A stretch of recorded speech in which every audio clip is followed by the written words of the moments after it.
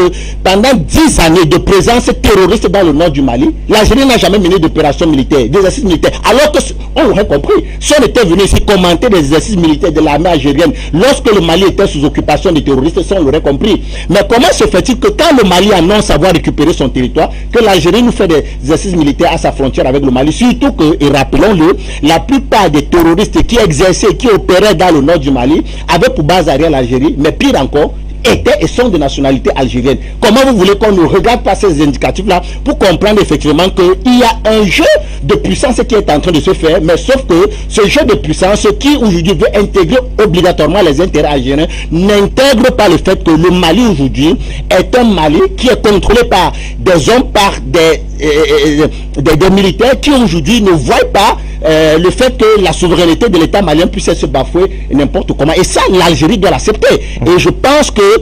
par rapport à ce qui est en train de se faire de ce côté-là, à savoir le silence des autorités maliennes qui aujourd'hui montrent la maturité de ce régime-là, démontre à suffit que clairement on n'ira pas vers une escalade, mais très clairement on va rester dans la posture d'affirmation de sa souveraineté, et pour cela il faudra bien évidemment que l'Algérie accepte cela. Je vous rappelle que dans cette volonté de contrôle de la région sahélo-sahélienne, parce que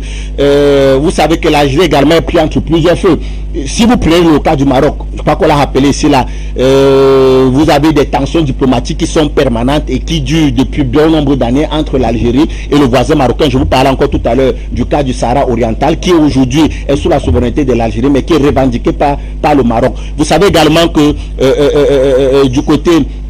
de l'Est Mali, de l'Est Algérie, vous avez l'Algérie qui est également présente en Libye, parce qu'indépendamment de la Turquie, vous avez l'Algérie qui est très présente de ce côté-là. Et donc, par rapport à ça, si on observe la montée en puissance aujourd'hui du Mali, avec l'avènement de l'AES, l'Algérie comprend très bien qu'elle va perdre sa notoriété, mais également elle va perdre sa puissance, je dis quoi, sa force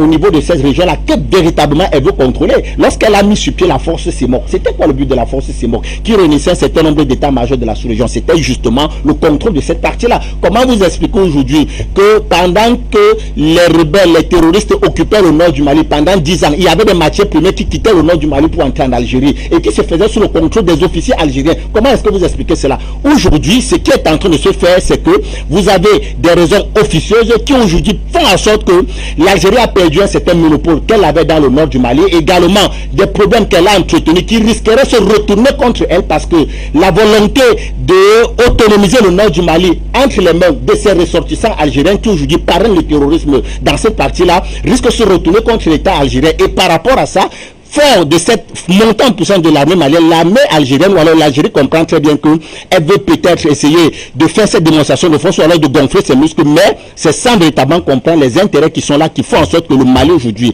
des années 2015, n'est pas le Mali de 2023. Le Mali de 2023, c'est une puissance et il faut l'accepter, il faut l'assumer. À partir de cet instant-là, je crois que l'Algérie ne veut véritablement pas comprendre ces réalités.